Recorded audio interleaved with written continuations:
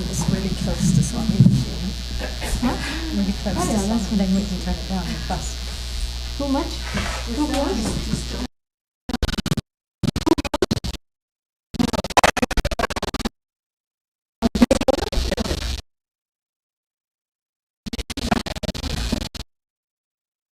Noise.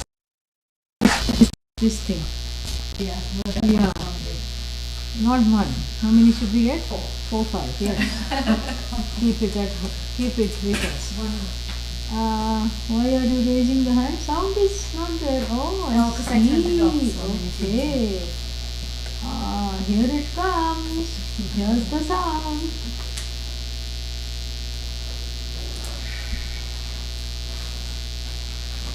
Om Sahana Bhavatu Sahanau Bhunaktu Saha Viryam Karavahai Tejasvinavadhitamastu ma vidvishavahai.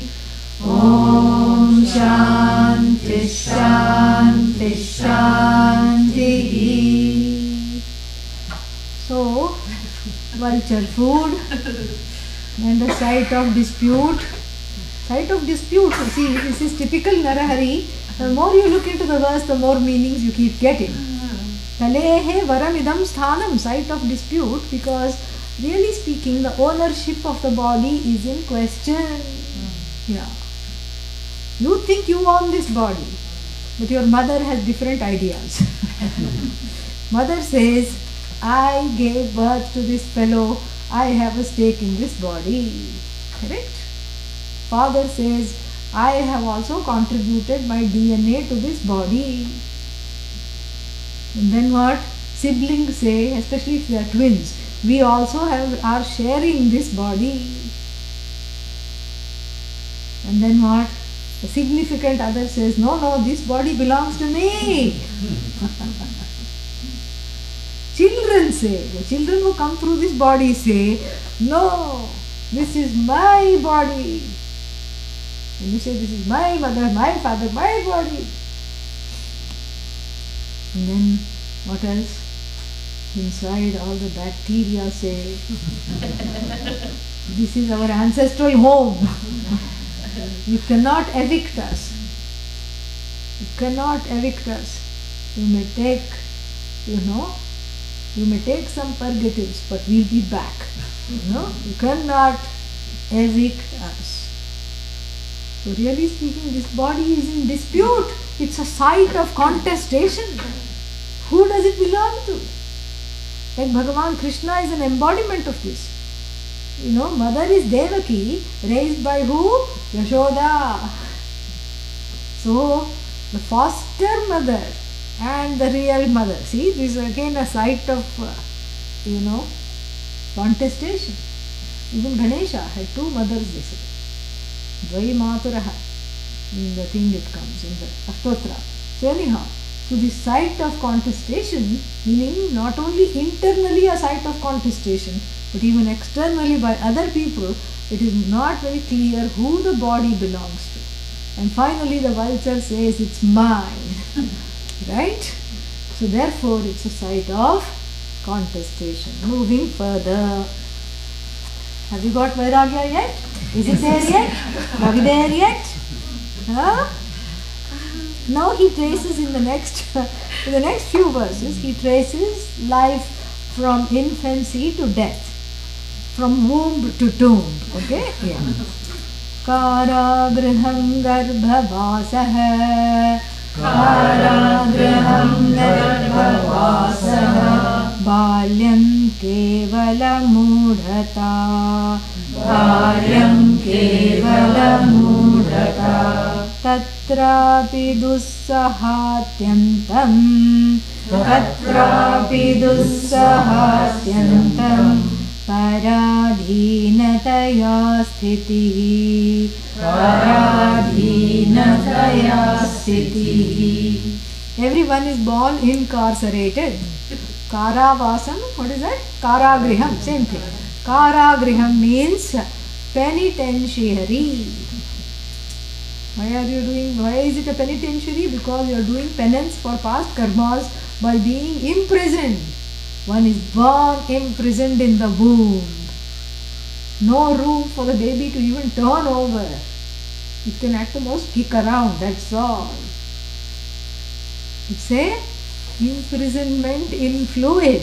Yeah. It's a fluid imprisonment. It's a initial water torture. Yeah. Glub, glub, glub. This is how the child is. So, being in the womb is nothing but incarceration. Because, why is it incarceration? From whose standpoint? The baby is too small to know. It doesn't have brain cells. The brain is not even developed. Respiration is not developed. But what is developed? The ragadveshas, fully developed. The jivatvam, the jivahood. What is jivahood? Atma with the hood of ragadveshas is called jivahood. That jivatvam is fully developed. The brain is not developed, so the jivatvam is not able to express itself. The jivaness, jivahood is not able to express itself, but it is fully developed. And then, what is wrong with this? What is wrong with this picture? The ragadveshas are clamoring to be born. That's why there are preemies. What's a preemie? Yeah? That's why. And in India we have a saying, if somebody is always in a rush, they say, did you come out of your mother's womb in 6 months? There is a saying like that. Why are you always in a hurry? That's what the whole thing is. They are in a hurry because the pressure of the ragadveshas is so much that the womb, not from the standpoint of the growing body of the baby, but from the standpoint of what? The jiva that is inhabiting this raw, yet to be formed body. The jiva is not thinking, I have to be here for 9 months. The jiva is saying, let me out. Let me out now. Because why am I in the womb to begin with? I am in the womb because I want to experience this world. Experience means fulfill the ragadveshas. Birth is always an urgent affair. Can't wait to come out. And so this urgency is put very beautifully here. We have to be very careful to see where the metaphor operates. It's not from the standpoint of the premature body that is being formed, but it is in from the standpoint of the jiva, that is the atma plus self-ignorance, atma plus self-ignorance plus desire to express those desires and to meet those desires. That jiva is having a pressure to come out. First it was, let me in to the womb so that I can get embodied. And then it is what? Quick, let me out. Set me free into this world so I can taste all the vital vitals of this world. I can taste this world. I want to experience this world. I have all this agenda, this bucket list from last life has become the womb list now because it was not fulfilled. I have carried all these things in the subtle body of the jiva, and the subtle body is fully developed even though the gross body is still being formed. It is a bhoga ayatanam. The gross body is a vehicle of articulation for conspicuous consumption. So a vehicle, the car is still in the factory being made. This person has already mapped where all the person I need to go. And they are in this limited edition car, custom made car. So they keep calling the factory, when can I come out? When can I come out? Let me out, let me out. I want this, I want the car now. I want to go places. I don't want to be here. I want to hit the pedal. I want to burn some tires. I want to run because I have all these agenda to fulfill. So the life in the womb is what? Karagraham. Means it's an imprisonment. Why is it an imprisonment? Because this jiva is not wanting to be there. The jiva wants to immediately be, instantly embodied because the pressure of the ragadveshas are so much. Who wants to wait for 9 months? Not me, says the jiva. So Karagraham, Garbha Vasaha. So the 9 Garbha, womb, Vasaha, stay. So your stay in the home where you have checked in for 9 months is a big travesty. It's like a prison. You want to come out but you can't. How sad. And then what? Childhood must be different. Balyam kevala moodhata. The childhood is nothing but a big delusion with a capital D. Moodhata. Balyam kevala moodhata means what? I want everything but I don't know what I want. It's all grab, grab, grab. Give me this, give me that, give me that. You fight with everything. You cry when you are tired. Instead of saying I want to go to sleep, you say I want to eat. And when you're hungry, you say I want to go out. And when you're tired, you say I want to play. And when you're sleepy, you say I want to hit someone. And so this is delusion, deluded priorities. You can't ask the child, what do you want to become when you grow up? You can't ask a 1.5-year-old, what will you become when you grow up? It will say different things. And so the child doesn't, deluded, not in the sense of the fact that it's not cute and all that. That's not what we are talking about. Deluded from the standpoint of what it wants. And what a travesty it is to have a whole litany of desires but not able to articulate them, forget fulfilling them. Certain things it cannot be fulfilled because the body is not ready to fulfill that, correct? Because the body is still small. But the jiva whose desires are completely developed. So the jiva wants to scale Mount Everest. And the fellow is, 1.5 foot tall. How are you? So this is what the thing is, the inability of this body to be an instant vehicle for the articulation of one's desires in infancy and childhood is very frustrating. So the frustration of the womb being a cage and the jiva being a incarcerated individual. And here there is a pun, incarcerated by the bars of one's desires. Not incarcerated by a womb, incarcerated by the bars of one's desires. It's a particular figure of speech in poetry. It's called some kind of a displacement. Yeah, it's called some kind of a displacement. I forget what kind. So what is imprisoning is not the womb, but if the womb is seen, I am projecting the imprisonment onto the womb, whereas I am really imprisoned by the desires. It's a figure of speech called some kind of a I don't know what it is, some displacement.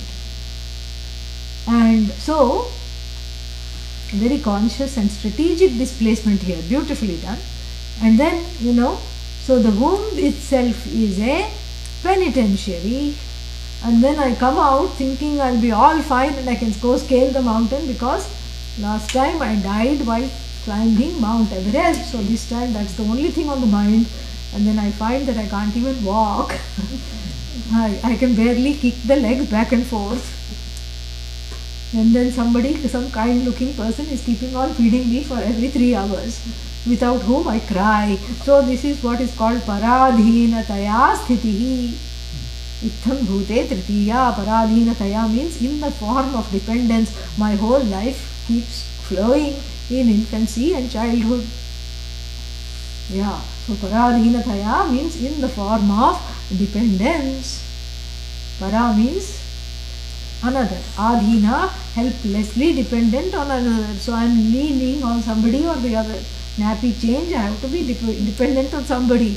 The mother has to flip the child over. Bath, I am dependent on somebody. Food, I am dependent on somebody. And because I am bored in the house and somebody has to carry me out and show me the birds and the trees, I am dependent on somebody. I'm totally dependent. Helpless. Paradhinataya. Helplessly is this sthiti. Helplessly my life goes. My life in childhood and infancy and childhood is a bundle of helplessness and what? And frustration and delusion. This is what my life is. So, because I am unable to express myself, that's why I am helpless. I am unable to express myself, I am unable to see what's going on, I am unable to, and supposing if I have a bad childhood, people are hurting me, I am unable to express that as well. I am not able to express anything. And so what? Paradhinataya sthitihi. So with here too the existence is difficult. Dussaha means difficult to bear. Atyantam, extremely difficult to bear. Dussaha sthitihi. This sthiti, dussaha qualifies sthiti. Atyantam dussaha sthitihi. This extremely difficult condition is hard to bear. And then why? Because it is characterized by delusion and utter dependence. So the two Ds, life in two Ds, delusion and dependence. This is infancy and childhood.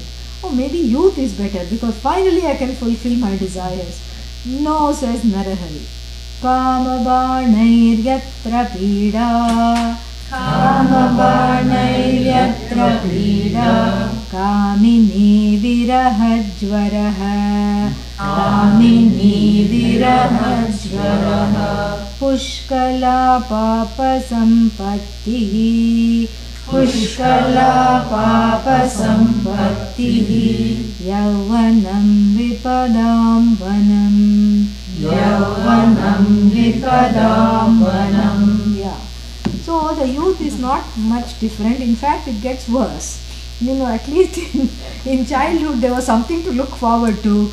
In youth, it is a forest. Vanam. The youth is a forest, and of course everything does anuvritti. The despair and the delusion and the helplessness carries through. So Allah, the forest is one of despair, the forest is one of delusion, but the forest is also one of vipada, difficulty. So in youth, life is of 3D: delusion, despair, dependence, and difficulty. Despair and dependence are one. So life in 3D in youth, life in 2D in childhood and infancy. What is the third D here? Delusion. No, delusion, dependency. What's the third D? Difficulty. Lots of difficulties, and some of them are mentioned here. One is constantly being, one is constantly the target of the slings and arrows of outrageous fortune. Like Hamlet said, Banaihi pida. And what kind of fortune, what kind of slings and arrows? Cupid's arrows. Kama here is Cupid, the Lord of love. But why his arrows are wonderful, they are flowery, they don't hurt. They do hurt. Why? Because the arrows means are love struck, but the object of love is in love with someone else. This is youth. Youth means this is constantly falling in love. And then what? Constantly being disappointed. That's why the word falling is operative in the word falling in love. It's a big pada, fall. When you fall, you get hurt, correct? Yeah. So why is love any different? Any fall, you get hurt, right? You break a few bones, and here the heart gets broken repeatedly. So if you make a cartoon depiction of a youth's heart, it is full of bandages, it is full of cuts, bruises, burns, heartburn, heartbreak, fractures. They draw also like this, correct? They draw a heart and then they draw all these squiggly lines. It is torn asunder. So many bruises to show that I am young, correct? So the person wears this dilapidated 4D, this dilapidated heart on the sleeve, always mooning and moaning, oh, please go out with me, feeling desperate. Nobody is asking me for a dance. I am not attractive. Nobody finds me attractive. This is a problem. This is a universal problem, but they are not seeing that as that in that age. In that age, it's, the attention from another youth is the most important priority in life. Otherwise, life is not worth living. And if the other youth is not attending or not responding, then dire things happen. Because that attention is everything. That attention is what, somehow temporarily staves off that insecurity which starts to surface as soon as one starts to think. That insecurity will never go until Vedanta comes. They don't know at that time, and even if you tell them, you will lose a few danta, forget Vedanta. Danta means teeth. Yeah. So that's what, if you try telling them that at that stage, they are not ready to listen. Why? Because they are assailed. Ow, ow, ow! Cupid's arrows, slings and arrows of outrageous luck. Because Lady Luck is not favoring. Cupid is giving the impetus to love all these people, but what is the use? Because those people are not in the slightest interested in me. This is the problem of the youth. Correct? So, Kama Banaihi Pida, always dying in love, falling in love, present continuous. And then what? Kama Banaihi Yatra Pida, and then what? Then, okay, finally, one person gives attention. Mistakenly looks, did not intend to look. Mistakenly glances. In fact, they were just looking to see what was there, and this person happened to come in the way. So this youth thought that, oh, he looked at me, she looked at me, and this one also thought she looked at me. And since both were having insecurity, they said, okay, we are in love. So then that should be a good thing, because that's what they were looking for. And now they are in love, they have exchanged glances, and and now they are in love, they should be okay, right? No. Oh, Narahari, you are a killjoy. What are you trying to say now? Well, what I am trying to say, Narahari says, is this, that which is an object of love, especially in teenage and youth, does not take very long for it to become an object of blame, an object of hatred, because this is ragadveshas. What they are looking for is themselves. They should stand in front of the Upanishadic mirror to have a full view of themselves, but instead they are keeping on focusing because they are being driven by the hormones, and the hormonal rage is making them make all these decisions, and then that's not what they really want. And 2 times they go out with a person and they say, this person is so boring, what did I see in this person? And then what? The other person, the one who is jilted. Now we have 2 people, jilter and jilted. The jilter has moved on to the next object of desire. The jilted one is having fever. Yeah. What kind of fever? Separation fever. Virahajvaraha. Very nice alliteration. Virahajvaraha. Jvara means sickness, fever. What kind of fever? Viraha. Viraha means separation anxiety. And even if they are not separated, separation anxiety is there in the form of desire to control. You have to always keep calling all the time. Did you miss me? I mean, it's only 1 minute. I have not even turned the corner after leaving you from the house. Did you miss me? Ding ding, one text will come. And then you have to respond. And if you don't respond, then it's a big travesty. If you do respond, it's also a travesty because you said the wrong thing. You just said, let me at least have the time to miss. That's what you texted back. And that means what? You will permanently miss. Yeah. This is what it is. Only miss. And this is life, hit and miss. You're hit by the arrows of love, and then you miss the person who is the object of love, and then again you are hit and miss. So hit and miss is the what's the word for it? Arena is the whole fever of youth. Kamini means an object of desire. Everything here is feminine because he is talking about everything in a feminine way. So Kamini means the girlfriend. Yeah, so the girlfriend, virahajvaraha, so the girl, missing the girlfriend. You can insert boyfriend, whatever it is. Missing the other youth. Missing the girlfriend, missing the boyfriend, missing the friend. And then, missing in 2 ways. Missing because they are away. How much can they be with you? They also have to go take a shower, Yeah, and then, so how much can they be with you? They have to go to work, they have to take a shower, they have to be away. And then missing also in the extreme sense of feeling repeatedly jilted because the hormones are making the matches and the ragadveshas are making the matches. So it's a match made by ragadveshas So another raga dvesha dismantles, sets a match to this match. That's why it's called match, because it doesn't take time to set a match to it. It goes up in a conflagration. So kamini vigatajvaraha, kavabanaihi grastaha, afflicted by the arrows of love, and then kamini vigatajvaraha, separation anxiety from the beloved. And then what? Also, this is the next line is very important. Pushkala papa sampattihi. So because of the raging hormones and the raging desires, I can't wait. So what do? Walk off with somebody else's significant other right under their nose. Why? Because I can't wait. Now, what about commitment? This one belongs to this one. Oh, forget all that. This is what it is. What you see, you want. And what you see, you want right now. And that right now is such a big pressure. Such a big pressure and such a huge pressure that one violates the laws of dharma.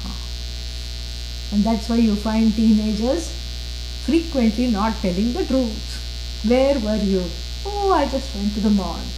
Who were you with? Who's just hanging out. With who? Some name will come, but they will not be hanging out there at all.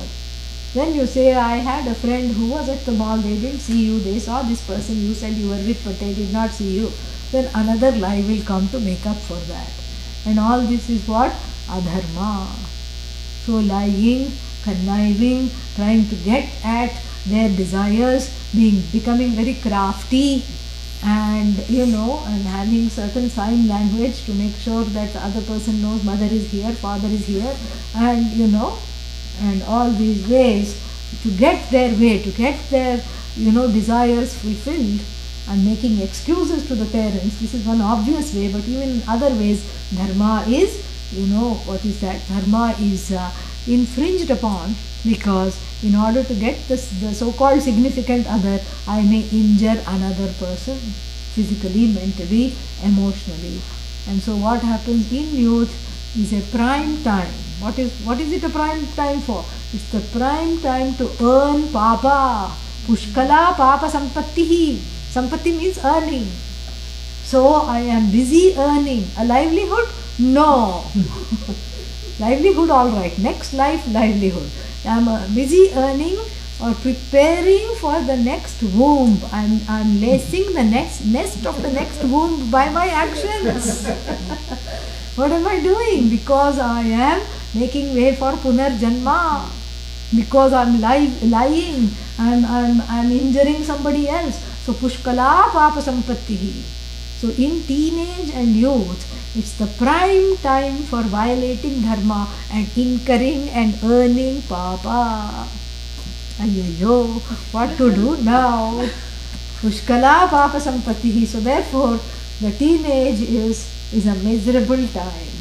Very miserable. Youth is a miserable time, and the misery is because constantly being afflicted by love, constantly being afflicted by separation, constantly being afflicted by the anxiety of the separation, and therefore in order to stave off this pain, constantly doing the wrong things, testing the limits, testing the limits of authority, testing the limits of the parents, testing the limits of every single rule that has been put in place by the society, by the family, to make sure to see what they can get away with. Not that they want to get away with it, it's a cry for attention. That's all it is. It's a cry for attention. So it's like testing. 1, 2, 3, testing constantly. And so in this cry for attention, inadvertently it also becomes the prime time for papa sampattihi, to incur the, to increase the bank account of the papas. And then what happens? Yauvanam, the youth, is vipadam vanam. What is vipadam vanam? A forest of difficulty. A forest of great difficulties, where there are all this big, thick underbrush that scrape your knees when you are walking, and that graze at your legs. And then forest of difficulty means Mountain lions are there, wild animals are there in the form of these ragadveshas. It's a ragadvesha forest of difficulty. Some cheetah is pouncing on you, something is happening all the time, and you feel very unsafe and insecure. This is youth. Okay, old age has to be better because that's when we are told to study Vedanta, correct? Wrong. Unnata natatam yatah. Unnata natatam yatah. Jarakshara vidhusarah. Jarakshara vidhusarah. Purana kushmanda samaha. Purana kushmanda samaha. Kayo vridhasya garhitah. Kayo vridhasya garhitah. He knew that, Narahari knew very well that we are going to be studying this text and this portion of the text in October, month of Halloween. Already ghoulish references to the body were made, and now he has summed it up with a reference to the pumpkin. Kushmanda means pumpkin. So you see, this is very interesting, fascinating. So does it get better in old age? What is the short answer? N-O. No, no. Not at all, not indeed. Now let us see what happens to the body in the old age. So instead of bhogayatana, we saw what happens to the body in the youth. The body becomes a place of earning papa. What's in the old age? Unnata anata yatah. Here goes. Yatah means the one who is going. Correct? Yeah. Yatah means the one who has attained, or he is going to attain. Yatah, attaining. Attaining what? Unnata anatam. What is that? Bent over and bowed down in a permanent question mark. That's because they did not address the fundamental questions of life. Who am I? So therefore, they started to model the question mark itself. So in a permanent and artistic looking scoliosis question mark, is this whole person is a question mark, bent down and anatah, permanently doing namaskara to the fate, as though permanently bowed down, permanently bent over. Yatah, attaining this state, going to this state. What does the person do? What is this person? Jara kshara vidhusarah. Jara means old age, afflicted by old age. Kshara, afflicted by disease and decay. Old age, decay / disease, and vidhusarah, dhu, it comes from dhvas, dhvams. Dhvams means to destroy.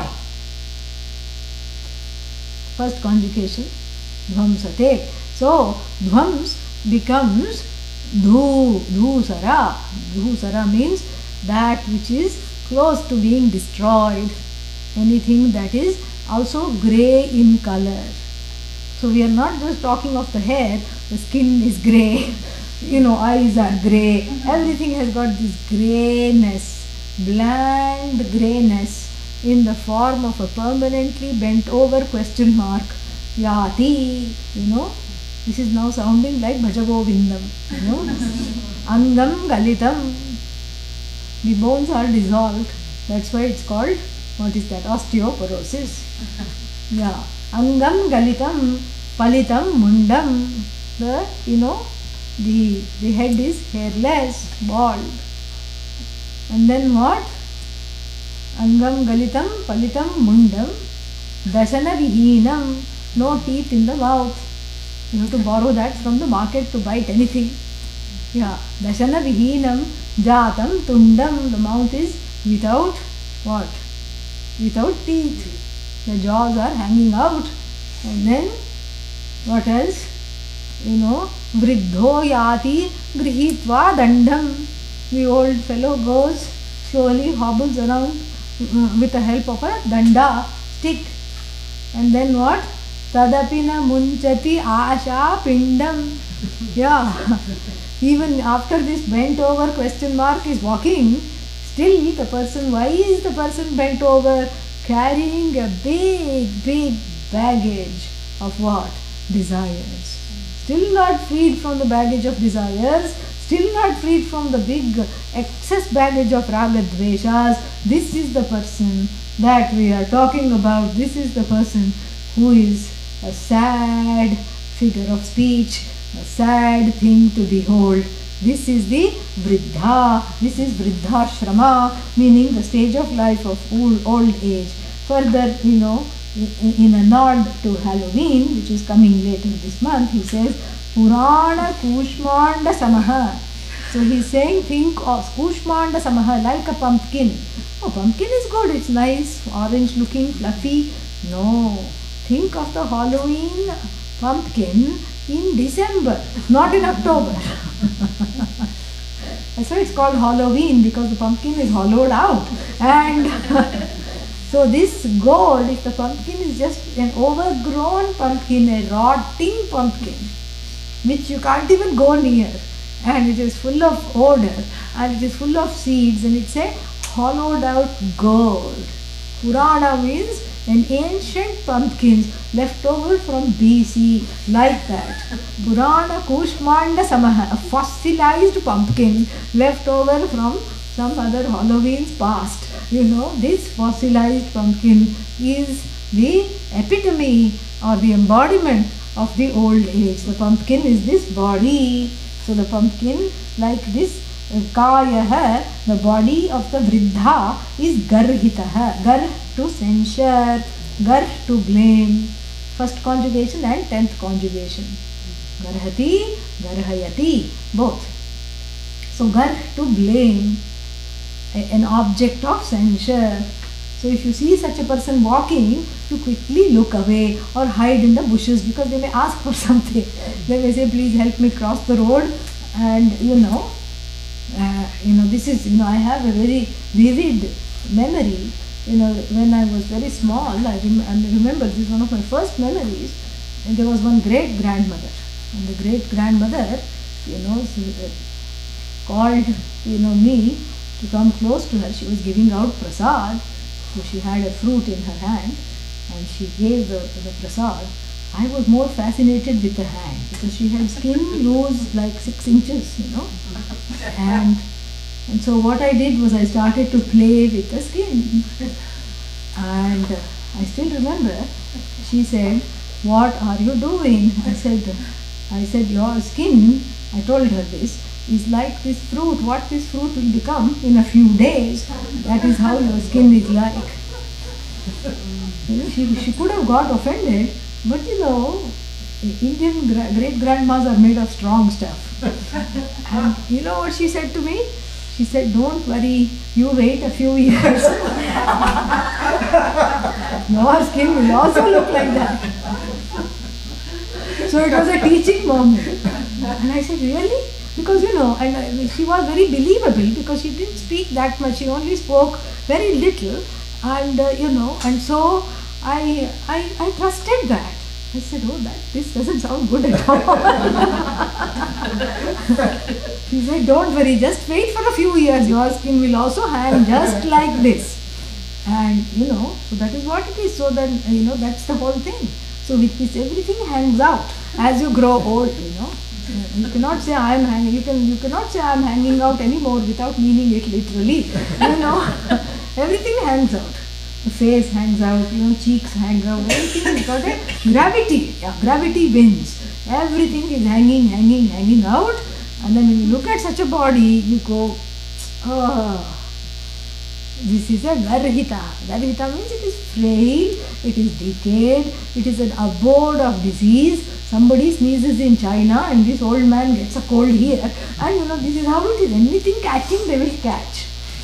And and you have to be protected from everything. You have to be mummified while you are alive, because you are constantly waging a war against the environment. Remember the third verse, the body is a site of dispute. Even more so, And it's a site of dispute, it's a site of hatred, because the old man or old woman does not like his body. He is so frail and so not able to do anything, and nobody else also likes the old man's body, old woman's body. It's a site of censure. So we have covered 3 phases of life, correct? In terms of the body, just in terms of the body, what all happens to the body.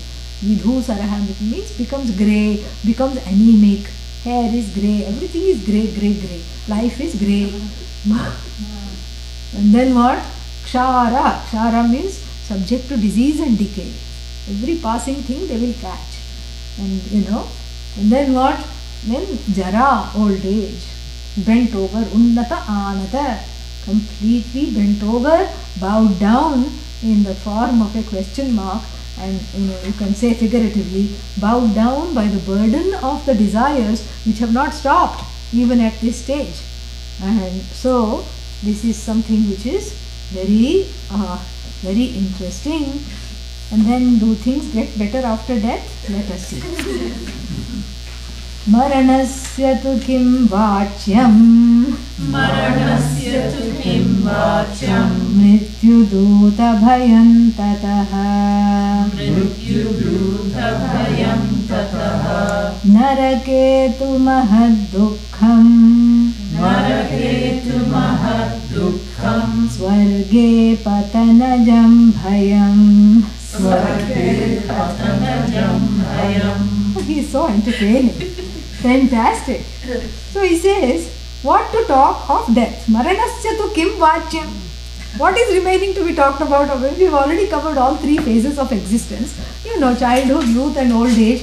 And the body is just looking very bad here. Maranasya tu kim vachyam. Leaving the body is also difficult. It's nothing to talk about here. Why? Because now he's very tricky writer. Beautiful. Because you see why these verses have been alarming. These verses have been alarming because even though they're not talking of me, they're talking of the body, right? But hey, I happen to be living in it. And hey, I'm identified with it. And therefore it feels like it's talking about my life story in the most deplorable way. Correct? And now it's really very interesting because this Kaya Vidambana, the masquerade of the body, continues after death. How? Because you have left the body. What body are you carrying after death? Subtle body. Very subtle. Beautiful. So he has gone from the gross body to the thing that matters, to that subtle body filled with ragadveshas, because of which one identifies with this body. A master stroke towards the end of this section. Fascinating. Wonderful. So he says, Maranasya tu kim vachyam, now the words don't remain to talk about death. What happens there in death? Let us find out. He says that while one is alive, one is constantly closing the doors and windows. Why? Mrityu dhuta bhayam tataha. Because there is great fear of the messengers of death. Dhuta, messenger. Nowadays it may come in the form of an email. So we don't need or an SMS. And what will Yama say? Time's up. Yama is a man of brief words. Time's up. Suddenly one SMS will come. And you say, oh no, are you here already? Yes. Where? You can't see me, but I see you. I am watching you, watching me. So therefore, this is, Maranasya tu kim vachyam. What to talk of this thing called death? Until death comes, I am afraid of death. Correct? I am always afraid. That's why, the old man, old woman wants to have a makeover. Wants to have a complete whatever. Now there is this very controversial treatment called HGH, human growth hormone. And if you keep injecting this, you look like a permanent youth. Yeah. And some people are trying that out, injecting, taking, and of course it has a lot of terrible effects. That's why it is not a popular form of treatment. But this is what the thing, and since time immemorial, people want this fountain of youth. That's what it was called in the West. an elixir of life, a fountain of youth. It goes by different names. That's what the alchemists were all obsessed with. They thought that if you could have this philosopher's stone which makes everything into gold, and that philosopher's stone held the recipe for the elixir of youth. This is the elixir of life, the elixir of youth. This is a quest. It's a deluded quest. And so, that's what one is always wanting to elongate the life of this body, because I'm afraid of death. Why am I afraid of death? Because I seek what is permanent, and I'm afraid because I don't know that I am the permanent one, that I am not the body. I don't know. So therefore, I keep being frightened of death. And therefore, what happens? I keep, closing all the doors and windows and looking afraid. Whenever death is coming, when is it coming? Oh, when is it coming? We don't know. And then what? After death, one must think, correct? No. It's only for the survivors, because this old fellow was so querulous that after this fellow died, finally at age 99, the relatives breathed a sigh of relief. Abba, thank God we can get along with our lives, no more complaints. Correct?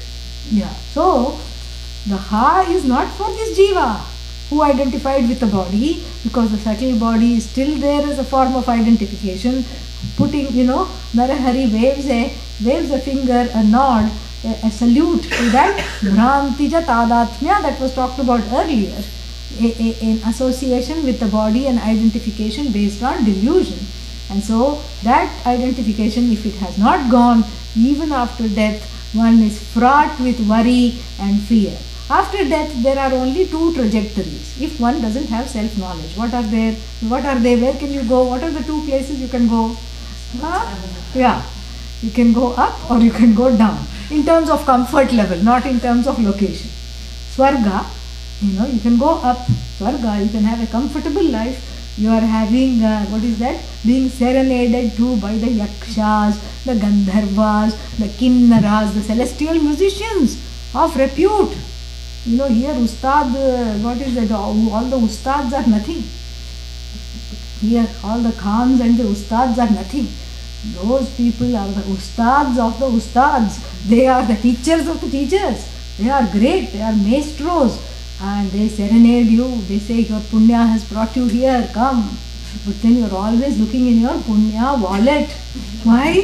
When will this run out? When will this run out? Pata bhayam. When will I fall from heaven? Because heaven is not permanent. It's a holiday out. Just like holiday in. Holiday out, that's all it is. So therefore, it is not permanent.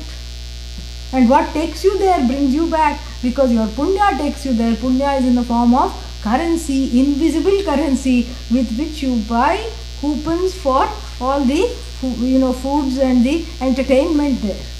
It's a big fair where there is no currency, or you have to first give the currency and get coupons, and then you just use the coupons to barter whatever pleasant experiences you want. And after that, what happens? Kshine punye martyalokam vishanti. After the punya is gone, the baby comes back into the womb. You see, there is a circular, feeling here. A deja vu. And then what? And so, what happens? That is one trajectory. What happens if you go to Narka? If you go to hell, what happens? What happens there? Lot of sorrow. Yeah. Lot of sorrow. Lot of sorrow. Why sorrow? Because your papa currency is being exhausted. Lot of sorrow. So pain in Narka and then happiness in Swarga are just like the pain and the happiness here. One you try to avoid and one you try to maximize. And both of them you are not able to do. So you are frustrated. So even going somewhere, you are still disembodied, you are still frustrated because you have made the mistake of identifying with the body. The identification of the body is so deep that even after you die, what happens? That you still pay for it. That's what it is. Even after you cast off the body, that's what death is. That identification doesn't go. It only goes through knowledge, self-knowledge, Vedanta, etc. That is what is there. So, death is also not a good scenario. What happens after death? Yes. So, the next thing is about rebirth. Uttamadhamabhavena tatrapyasti vidambana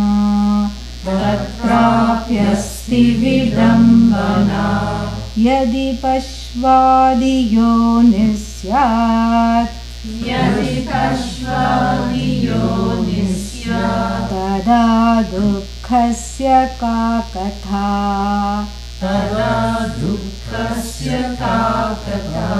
Yeah, ka katha means what story is there to tell.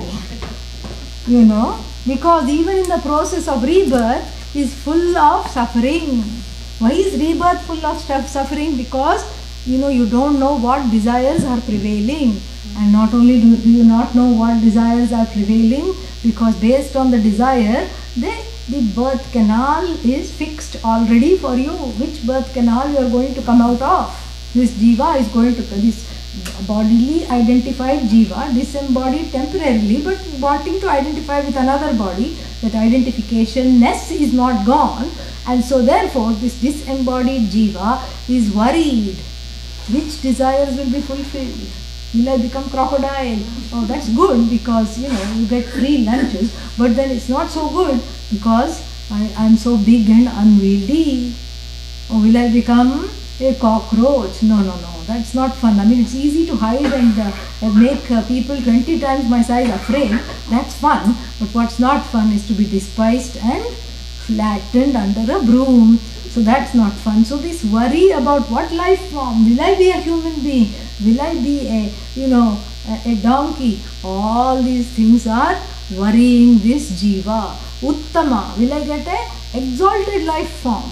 Like even an angel, like a devata, or like a human being, or will I get adhama? Adhama means kind of an animal life, where I have no free will, I can't express pain, I can't express sorrow, I can't express fear, because I can't even, do anything on my own behalf.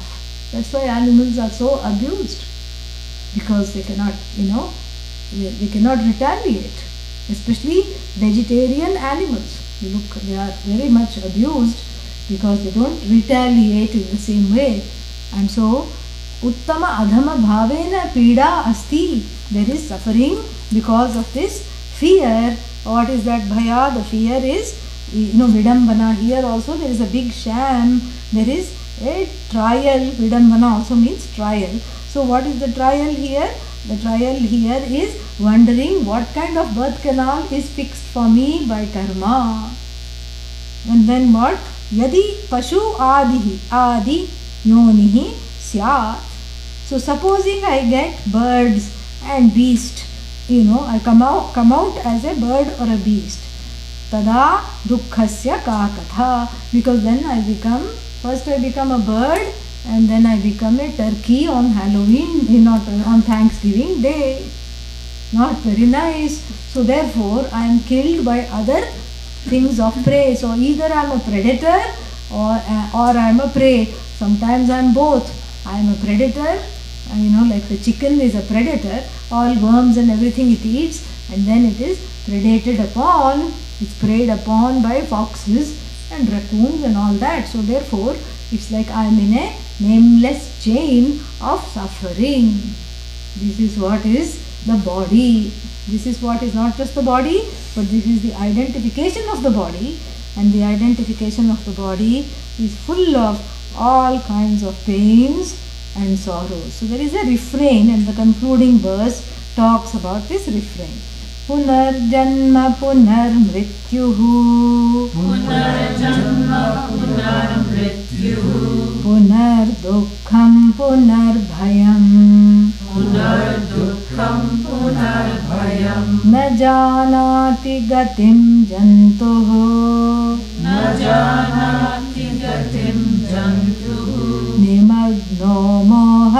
mohasagare. Nimagno mohasagare. Yeah. So the refrain is punaha, means again. Punarjanmaha, again birth. And after that what? Punarmrityuh, again death. And then what? Punar dukkham, again sorrow. And again fear. Again death, again birth, again sorrow, again fear. And then what? Na janati gatim. The person is like the person, the jiva here called jantu for reasons I will tell you. The jantu here is jiva. The jantu is, adrift in an ocean. What kind of ocean? An ocean of self-ignorance. Moha sagare. Moha here is self-ignorance. In an adrift, in an nimagnaha means permanently drowning, present, continuous. Adrift, nimagnaha means drowning. And here we have to take it as adrift. Drowning and adrift means always in peril. In the ocean of self-ignorance, lost, drowning in the adrift in the ocean of self-ignorance, na janati gatim. So you would ask the person in the middle of the ocean, somebody bobbing up and down, which way is north? They will not be able to point. They are directionless because water this side, water that side, water this side, water, other than above, everywhere, all the 9 directions are water. They can only point up. They cannot point anywhere else. Which way is shore? Which way is America? Which way is India? Even Columbus made a mistake. Even though he thought he was going to have masala dosa, after landing in America. That is what he thought. Even he made a mistake with compass. So think about a person without compass, adrift in an ocean. And here is the ocean of self-ignorance and the attending delusion as a result of self-ignorance. What is happening? Wherever you see, it's the more of the same. Punar dukkham, punar bhayam, punar janma, punar mrityuh. And after that, punar janma and punar bhayam, punar dukkham. And you can only, for variety, you can, change this. You can change this. You can say, instead of saying punar janma, punar mrityuh, you can say punar mrityur, punar janma, punar dukkham, punar janma, punar bhayam, punar mrityuh. So there also is an arrangement. Punar janma, janma is equal to dukkha, mrityu is equal to bhaya. This is what it is. Very subtle, beautiful, But the fun is you can juxtapose. Because birth is also frightening and death is also sorrowful because nobody wants to die. But typically, the birth is sorrow. Even though we distribute pedas and laddus, birth is a sorrowful event. Birth is sorrow and death is frightening. This is what it is. Birth is sorrow because you are unleashing a chain of inevitable events that we have already seen, and don't make me repeat them because everybody will become sadder than what we are. Okay? So punar janma, punar mrityuh, punar dukkha, punar dukkham, punar bhayam. And in this punar, what is happening is that this person, this jantu, creature. So here, adrift in the ocean, a sea creature, like a little sea worm. Sometimes there are these little, not, developed enough to be called a fish, like a tadpole. Immature. Jantu here is an immature creature, pun intended. Immature because not knowing the cause of all this self-ignorance and not knowing that all this pain and sorrow is because of the wrong identification with the body.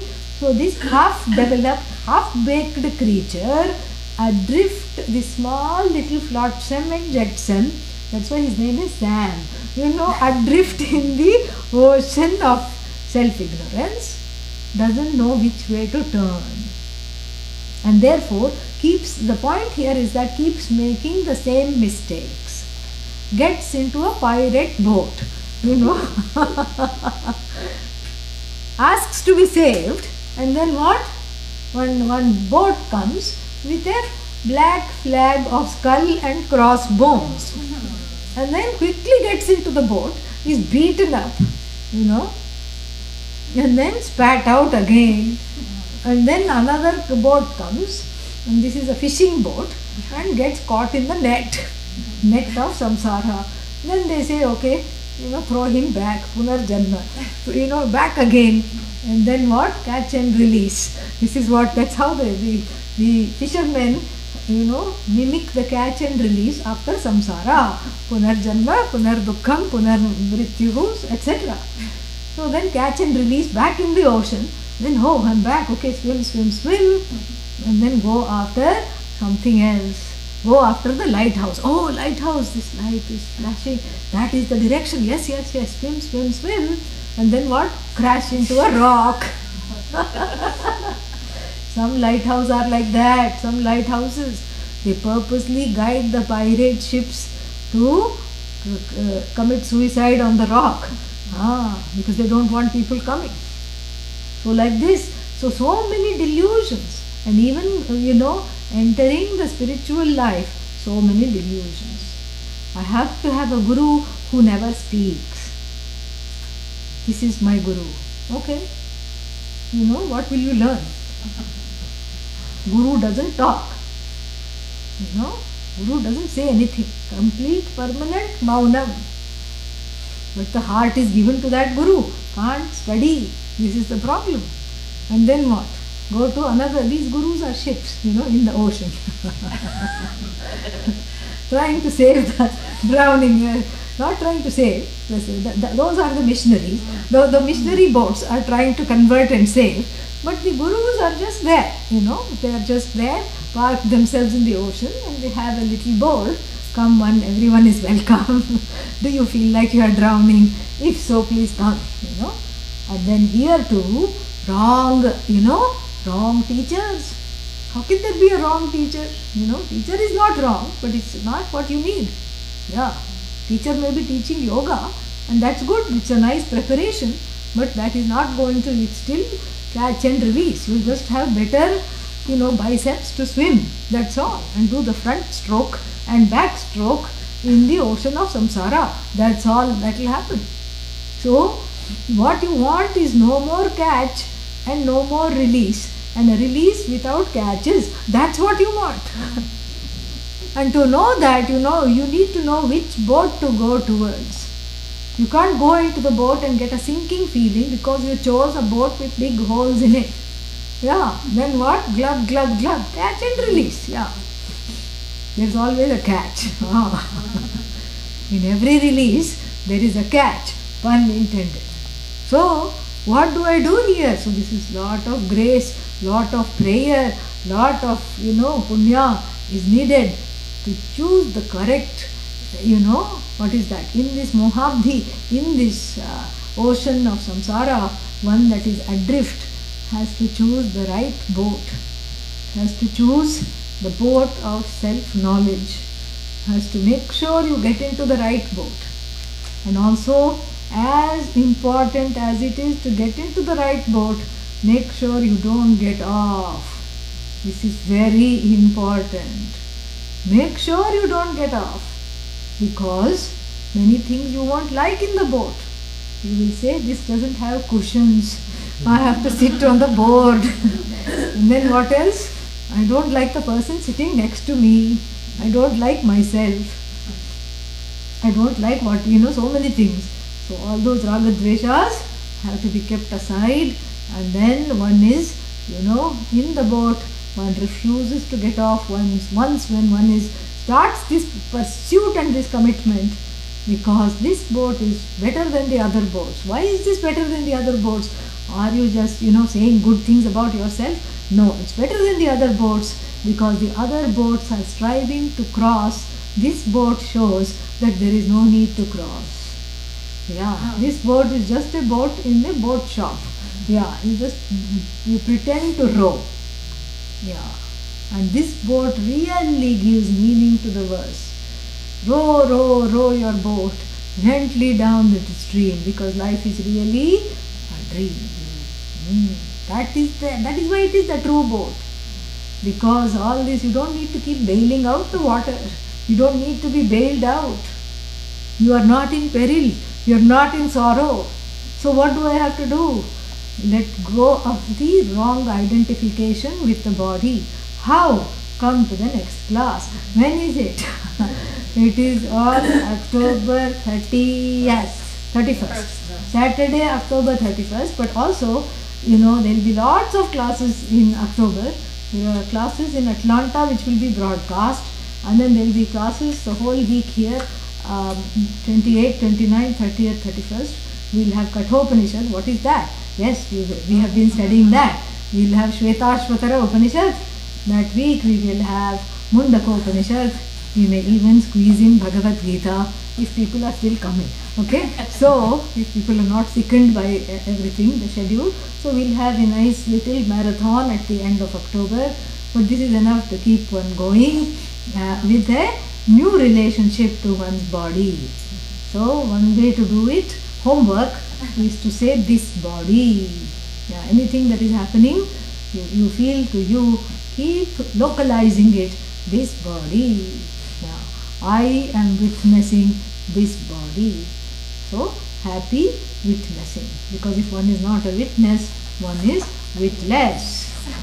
Om Purnamadav Purnamidam Purnat Purnamudachyate Purnasya Purnamadaya Purnamevavashishyate. Om Shanti Shanti Shanti. Hari Om Shri Gurubhyo Namaha. Hari Om. There is one question or something. Guest. Who are you? Can you please tell me your name? I'd like to know you. And next time you just sign in with your name. Okay? Yeah, I'd like to know you. So somebody called guest making a comment. Halloween is All Saints Day, a holy day, holy evening dedicated to remembering the dead saints, martyrs, ancestors, etc. It was to show honor to the deceased. Yes, I'm aware of that. And thank you for bringing that up. No, yeah, yes, we know that. But the thing is, the example I was giving here was of the contemporary, modern, commercialized trick or treat Halloween. So, where the children are dressed up as the skeletons and the ghouls and all that, and they try to scare, that's the thing. So the body, I was trying to make a joke here about the body being and how he is showing the body to be a very scary thing just in times of Halloween, and it is scary precisely for the reason that you mentioned, is because one is afraid of death. That's what it is. So in honoring the dead, the feeling is to have a sense of lineage and the and ancestry.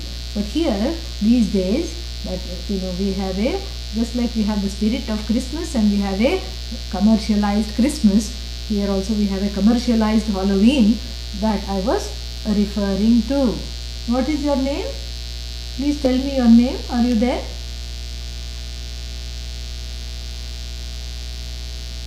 Yeah. Any other questions? Yeah.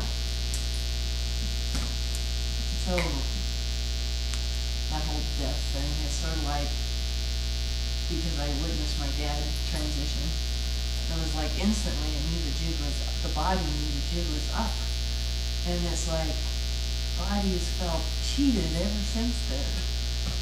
And it's like, Body felt cheated? well, just like, okay. I thought I had, it's like that game of the body convincing that Yes. it's the all, and then Right. you see when someone transitions, Yeah, you you go, know. oh, okay, it's Yes, not. Yes. And then being able to function after that, when Yeah. the body's pitching a fit Yes. about that the jig is up. Yes. Yeah.